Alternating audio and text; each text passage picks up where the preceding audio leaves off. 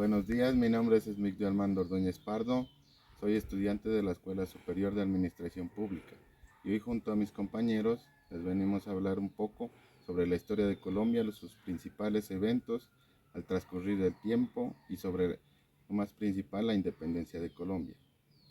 Buenos días, mi nombre es Luis Gerardo Gómez Ordóñez y hoy les vengo a hablar sobre el, el antepasado de los indígenas. Buenos días, mi nombre es Juan Carlos López Bolaños. Hoy día hablaré acerca de uno de los productos que mueve la economía de Colombia, el cual es el café. Bueno, ahora les voy a comentar un poco sobre la historia de Colombia, la época precolombina, antes de 1499.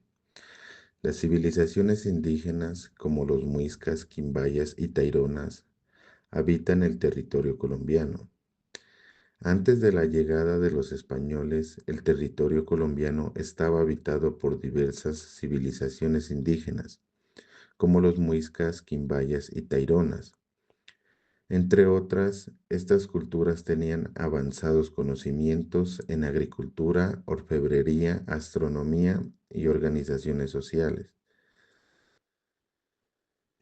Los muiscas, ubicados en el altiplano cundiboyacense, destacaban por su economía basada en el trueque y el uso de la sal como moneda.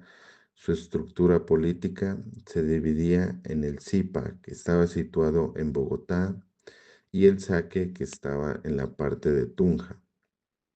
Los quimbayas, situados en el actual eje cafetero, fueron expertos orfebres conocidos por sus figuras de oro como los poporos. Los taironas, asentados en la Sierra Nevada de Santa Marta, desarrollaron ciudades con caminos empedrados y un sistema agrícola complejo. Bueno, estas civilizaciones dejaron un legado cultural arqueológico invaluable, reflejado en el hallazgo como la leyenda del Dorado, las tumbas de tierra adentro y la ciudad perdida. La conquista y colonia, 1499-1810. Durante la conquista y colonia de 1499-1810, España tomó control del territorio colombiano a través de exploraciones y enfrentamientos con los pueblos indígenas. En 1499, el navegante Alonso de Ojeda, junto con Juan de la Cosa y Américo Vespucio, llegó a la costa caribeña, iniciando la exploración del territorio. En 1536 y 1539, conquistadores como Sebastián de Belalcázar, Gonzalo Jiménez de Quesada y Nicolaus Federman avanzaron hacia el altiplano cundiboyacense, derrotando a los muiscas y estableciendo la ciudad de Santa Fe de Bogotá en 1538. En 1717 se creó el Virreinato de Nueva Granada, que agrupaba a Colombia, Venezuela, Ecuador y Panamá, consolidando el dominio español en la región y fortaleciendo el control administrativo, económico y militar. Este periodo estuvo marcado por la exploración de recursos, la evangelización de los indígenas y la imposición del sistema colonial que perduró hasta la independencia. Independencia, 1810-1819. Durante el periodo de independencia 1810 y 1819, Colombia inició su lucha por liberarse del dominio español.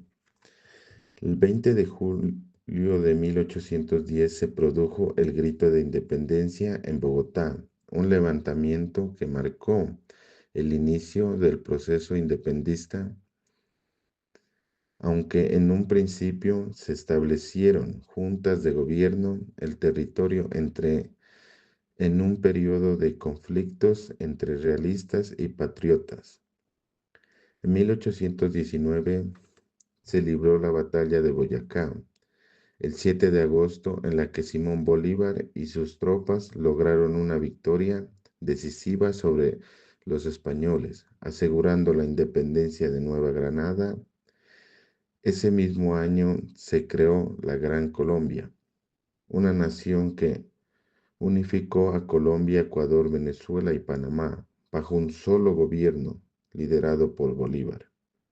Este periodo fue crucial para la consolidación de la soberanía y la construcción de una nueva nación. República de Colombia, 1819-1903. Durante el periodo de la República de Colombia, 1819 y 1903, el país atravesó importantes transformaciones políticas y territoriales.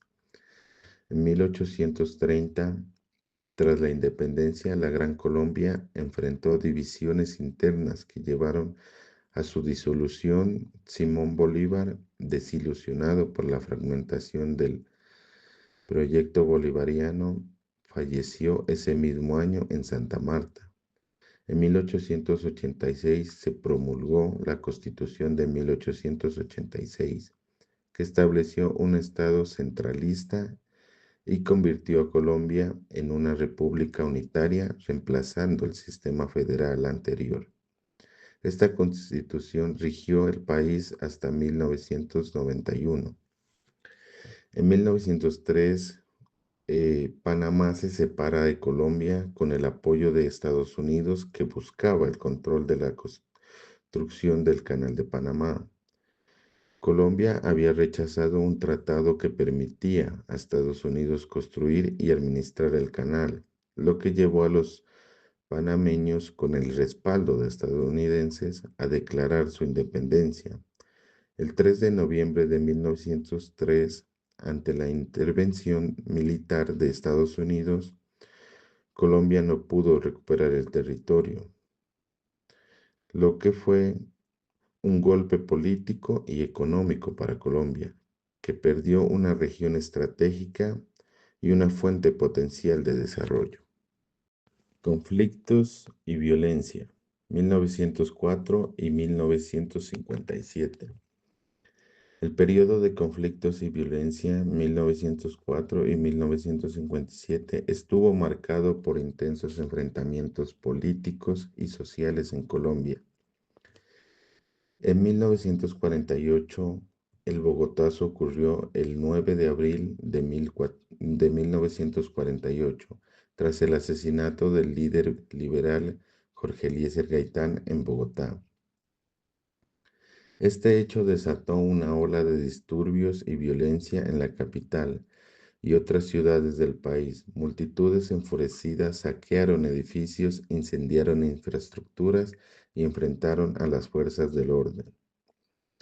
El Bogotazo marcó el inicio de una etapa de gran inestabilidad en Colombia, intensificando el conflicto entre liberales y conservadores, lo que dio paso al periodo conocido como la violencia.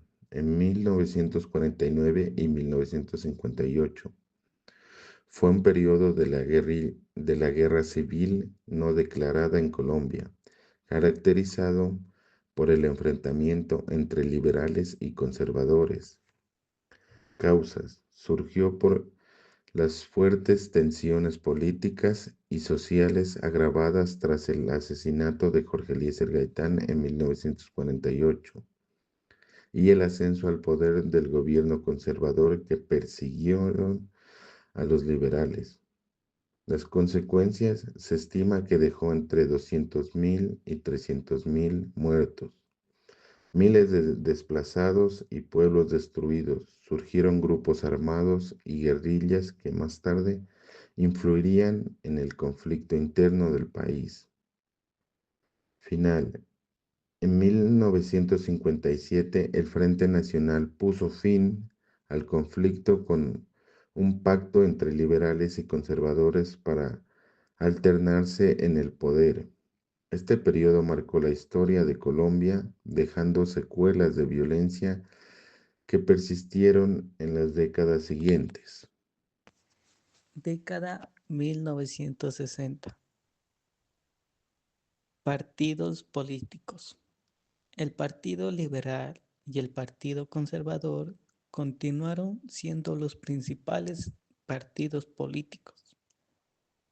En las guerras de la década de 1960, las guerrillas de las Fuerzas Armadas Revolucionarias de Colombia, FARC, y el Ejército Liberal Nacional, ELN, comenzaron a tomar forma. En la década de 1960, el narcotráfico en Colombia comenzó a surgir, especialmente en la región del Valle del Cauca. En la década de 1970, en los partidos políticos del Partido Liberal y Conservador continuaron dominando la política colombiana. En las guerras de la década de 1970, las guerrillas de las FARC y el ELN se fortalecieron y comenzaron a realizar ataques contra el gobierno y la población civil. En la década de 1970, el narcotráfico en Colombia, el narcotráfico se convierte en un problema grave en Colombia, con la emergencia de los carteles como el de Medellín y el de Cali. El cartel de Medellín, liderado por Pablo Escobar, se convierte en uno de los más poderosos y temidos del país.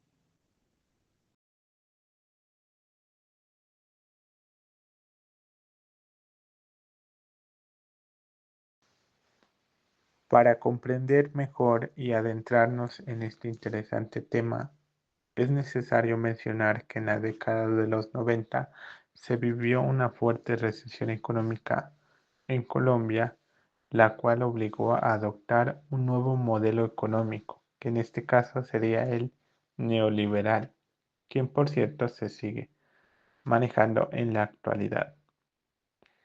Inicialmente en materia económica, el gobierno de César Gaviria en 1990 propuso mediante negociaciones la implementación de la política de apertura económica, la cual buscaba privatizar las empresas públicas y fomentar el libre comercio, abriendo las puertas a mercados extranjeros.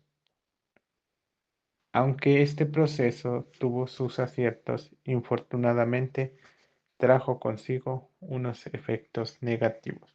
Entre ellos se puede mencionar que el sector agrícola e industrial nacional no contaban con la tecnología idónea para competir con la producción extranjera que entraba a Colombia debido a los bajos aranceles, por lo cual estos sectores perdieron mercados estables donde vendían sus productos. Ante esta situación, pequeñas industrias desaparecieron y otras se vieron obligadas a despedir a muchos de sus trabajadores. En 1994, tras haber finalizado el gobierno de César Gaviria, la economía colombiana cayó en una crisis que afectó especialmente a los sectores industrial, financiero y agrario. Para revertir los estragos de la política neoliberal, el presidente Ernesto Samper aumentó el gasto social, acción que generó un alto déficit fiscal y antes de recuperar la economía, fortaleció a que la crisis económica desde entonces se hiciera aún más fuerte. Aunado a esto, el precio de los productos de exportación tales como el café y el petróleo cayeron, las tasas de interés subieron y los extranjeros no encontraron atractivo al país para invertir. Como conclusión, no había dinero para la inversión y tampoco para comprar. Esta situación siguió empeorando. En 1999, la crisis económica tocó al sistema financiero. En ese año, los altos intereses, los bajos ingresos y el desempleo no permitieron a las personas seguir pagando los préstamos a los bancos, por lo cual miles de familias se vieron obligadas a devolver sus bienes e inmuebles a los bancos y a las corporaciones que las financiaban. Debido a lo anterior, los bancos perdieron enormes cantidades de dinero. En ese año, el panorama económico fue desolador. El PIB cayó un 24.5%, el más bajo en toda la historia del país. El desempleo llegó a una cifra de un 20.1% y el índice de pobreza pasó de 56.3% en 1999 al 60% en el año 2000. Álvaro Uribe Vélez, presidente de Colombia en el periodo comprendido entre 2002 y 2010, implementó políticas que permitieron la recuperación económica del país. Durante su mandato, la economía colombiana experimentó un crecimiento significativo, con un aumento del PIB per cápita de $2.396 en 2002 a $6.327 en 2010.